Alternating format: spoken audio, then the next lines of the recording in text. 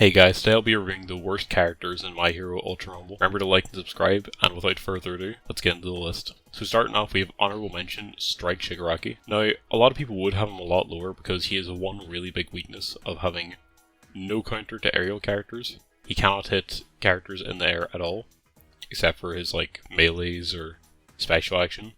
But when he's on the ground, he is such high damage that I think it makes up for it. If you get people in a building and you're locking it down, you can just shred badly. You can destroy their health, and I think that's really fun. I like it. So overall, I will put Shigaraki just as an honorable mention instead of on the actual list. Now the actual number 5 on our list is Mount Lady, who I think is honestly pretty close to moving out of this tier. She's been receiving a lot of really nice buffs lately, which I think has put her up to number 5 instead of what it would be a lot lower down the list in previous seasons. Her main strength is really high damage output, especially with her special action. That Gamma has an insane hitbox, does a lot of damage. And she's got pretty good mobility as well, it's not too bad. Again, that Gamma, her best move easily. Currently her main problems are a lack of range and being kind of vulnerable when she's big. But these are problems that can be fixed, in future buffs. Just incremental buffs that she's been getting. She could rise up the tiers a lot. I think she could be pretty good. I hope to be talking about her in a list of the best characters someday, but for now, this is where she is, and she's one of my favourite characters to play. So, moving on now, we got Strike Dabi, who I think is a controversial pick to be this high on the list. Yeah, that's right, this is a high spot for him. But honestly, I see it like a lot of characters this, so surprisingly, I think his main strength is his damage output. But he lacks in a lot of other stuff, such as mobility. He doesn't go very far. And he does damage to himself with his Gamma, which I think it's a case of the devs made this character. I thought he'd be really overpowered, so they made sure to nerf him in advance, but the nerfs might have been stronger than what they actually feared putting in. He's also got a bug at the moment where his grab goes 3 people, which isn't nice, and I hope they fix that. That would definitely put him up as a character, but for now we have to rank him like this.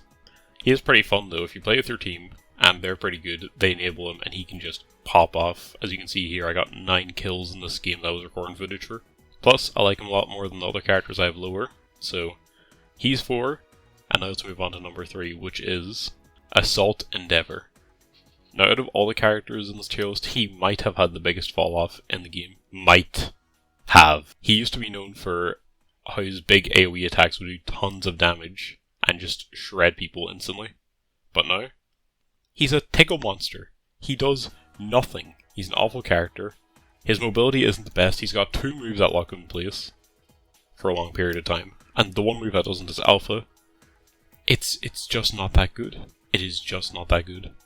It's very hard to hit, in my opinion. Overall, I think they were way too harsh on this guy when they were nerfing him. And I hope he gets buffed back to being at least viable again. Or somewhat fun, hopefully. Now our number 2 spot's going to be Assault Kirishima, which it kind of breaks my heart to put him so far down here because he's one of my friend's favourite characters. If you're watching this, I'm sorry, had to happen. But the fact is, he's not as good as the other characters baseline, kinda. His main strength is a high damage output and super armor. Lots and lots of super armor. He's definitely one of the characters that benefited most from the super armor buff that came with the season, which made him a lot stronger. A lot stronger, definitely. But that just doesn't make up for the fact that he's got no range moves at all, really.